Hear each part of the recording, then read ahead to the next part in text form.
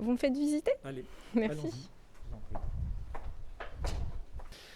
C'est une partie qu'on a entièrement dédiée à la littérature française, au théâtre et au classique. On a voulu que l'endroit soit formidablement lumineux en J'ai vu créant que des vous petites aviez courbes. également toute une série d'agencements et d'aménagements intérieurs qui amènent à la convivialité, comme si on était dans son propre salon. Oui, bah ça c'est un petit peu l'idée, c'est que les gens puissent venir ici et rester le temps qu'ils veulent.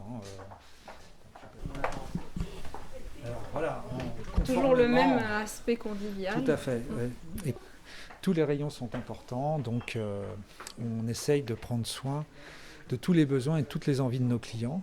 Et On vous avait avez vu tout au rez-de-chaussée aussi toute une partie disquaire, Oui, absolument. Ouais, vinyle en ouais, plus. Donc, vinyle, ouais. Ouais. Le vinyle donne des super signes. Alors on travaille un petit catalogue, un petit assortiment, mais qui marche vachement bien. Ce lieu-ci a une histoire qui n'est qu'une partie de l'histoire de 1000 pages, puisque la librairie a été fondée en octobre 1980 par Francis Geffard, qu'on est toujours le PDG, avec qui on travaille main dans la main.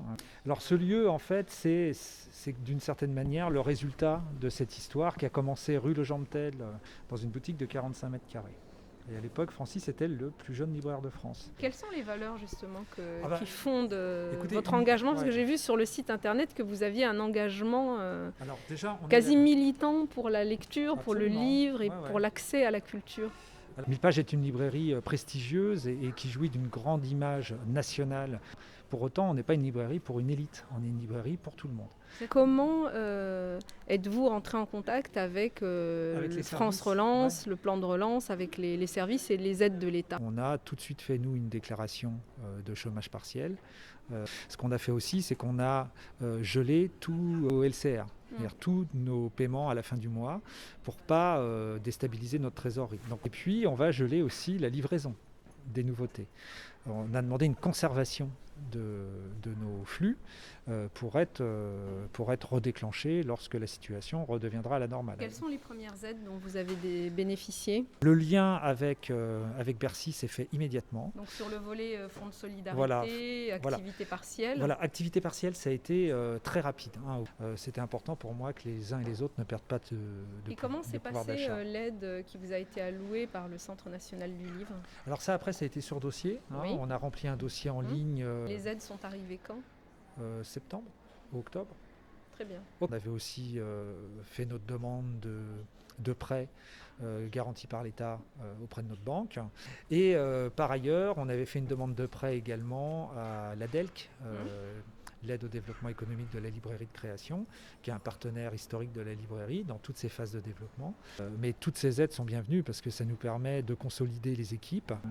Bravo en tout cas pour ce que vous faites, parce que c'est un vrai bel exemple d'innovation et d'adaptation face à la difficulté. Et c'est vrai qu'une librairie, c'est aussi un lieu où on se retrouve et où le vivre ensemble fait complètement sens. En tout cas, merci infiniment, Monsieur Thuot, pour votre disponibilité, pour votre accueil, et puis pour tout votre enthousiasme et votre dynamisme au cœur de ce haut lieu de la culture Val-de-Marnaise. On essaye, et puis donc pas de festival America en 2020 et 2021, mais un très beau festival en 2022. Voilà, qui fêtera les 20 ans du festival, la 10e édition et le 530e anniversaire de la découverte de l'Amérique du Nord. Merci infiniment pour votre capacité de rebond et ce bel exemple que vous donnez à nos concitoyens. Merci beaucoup, Madame la sous-préfète. À très bientôt. Au revoir.